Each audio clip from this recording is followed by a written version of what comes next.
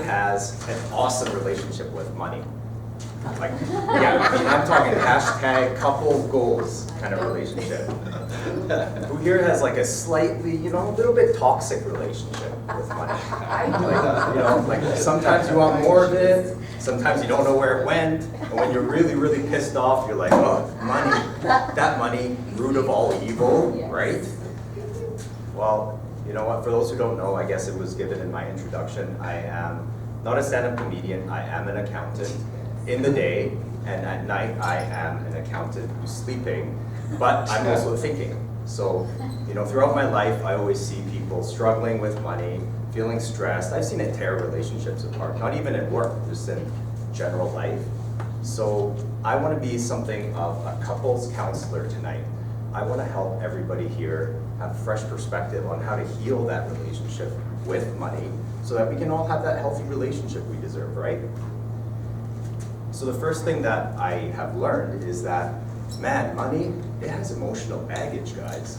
Like, we all have stories about money, like how we grew up. Like, if we grew up with not a lot of money, dad. Like, if we have these weird self-worth issues about how much money we make, or like, for example, maybe you're an anxious person. You feel unsafe unless you have like a weird amount of money in your checking account, like my wife. Larry, you'll have to edit that, otherwise I won't be able to show her this. Anyways, the thing is, because of all these stories, money, it kind of gives us we tend to make less than optimal decisions because they're more emotional and not rational. Examples, right? Stock trading. Fear of missing out makes you buy high, but then fear of losing that money or losing more makes you sell low. Like, that's not how you do it, guys, right? For an immigrant, maybe they push their kids into doing something that is going to give them a financial security, but then kind of make them miserable for the rest of their lives, right?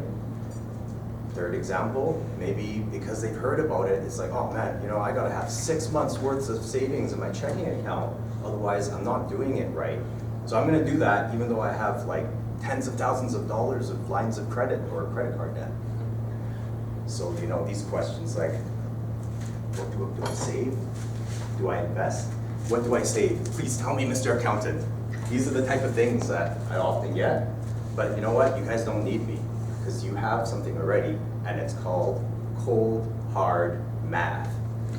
So I know everything.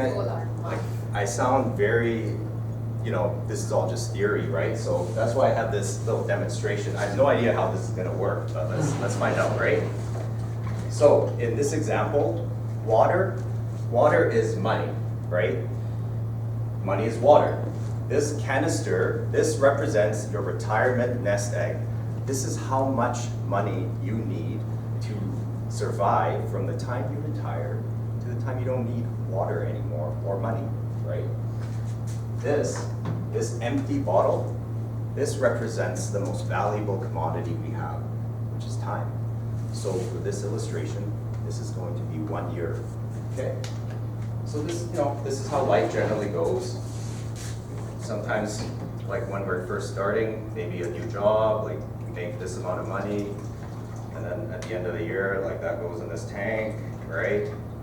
Then we make a little bit more, so then, that goes in like this, and often that is basically where it ends. But the thing with money is that life is not free. Like if you're not just gonna be able to pour this in from here and then right into there. No, like you have expenses to pay, right? You got groceries, there's one hole. You got rent, there's one. And look, childcare. All of this stuff adds up. Look how much money I'm losing, right? So end of the year, right? I had my money, and then this is the remainder that goes in. So that's the reality. So first step, you gotta know, how many holes do I have? How big are they? In this example, what that means is you need to do budgeting. Budgeting is tracking your expenses. Nothing special. All you have to do, go through your bank statements. You can write it on a piece of paper, add up how much you're spending on eating out, on your car payments, on your rent payments, and all this other stuff, right? So then that gives you what they call your cost of living for a year. So that's step number one. So now I know that, how much I'm getting, right? Because that's We all know how much we make after taxes, minus how much we spend. Now, how big is this guy? How many times am I gonna have to do this, right, until it's full? So, 4 years. a lot of times, yeah, you know what, I wish, right? But this canister, you can determine that because you have now your living expenses, which is how much money is coming out every year. There's something called the rule of 25.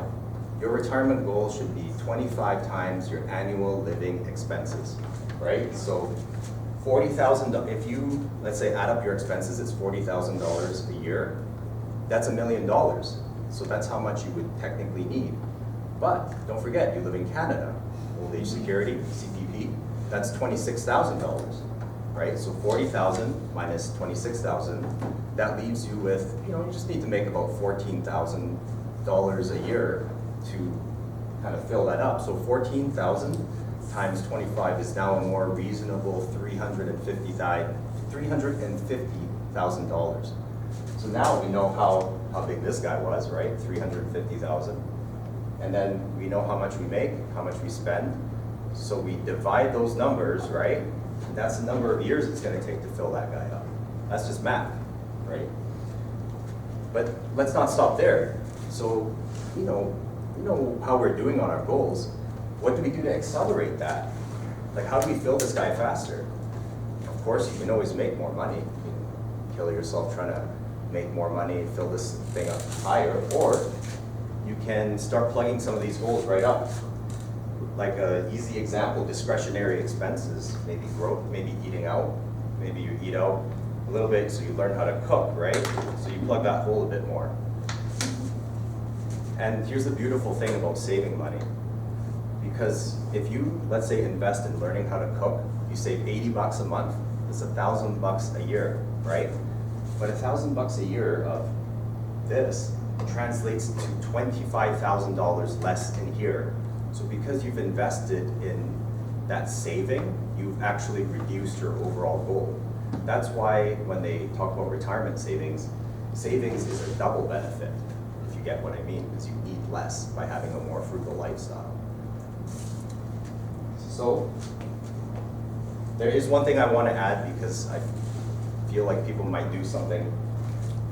If there's any sort of borrowing involved, like principal, you have a mortgage or you have a credit card, the size of the hole is not the dollars that you're paying, it's the rate of borrowing, the interest rate, okay, cost of borrowing.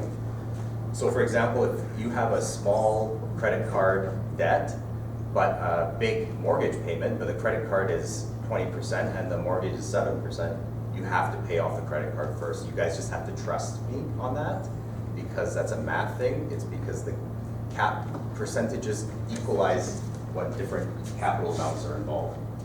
So that being said, those are the three things that I want everybody to focus on. One, recognize your baggage about money so that you can know when you're making an emotional or rational decision. Number two, make sure that you also, when you track your spending, you'll find that you'll just spend less because I guarantee it, everybody here, if you don't track it, you'll spend less because you didn't realize how much you were spending on that thing. And then the third thing, plug the biggest holes first. If you do those three things, I would 100% guarantee you a more fruitful and satisfying relationship with money for the rest of your life. Thank you.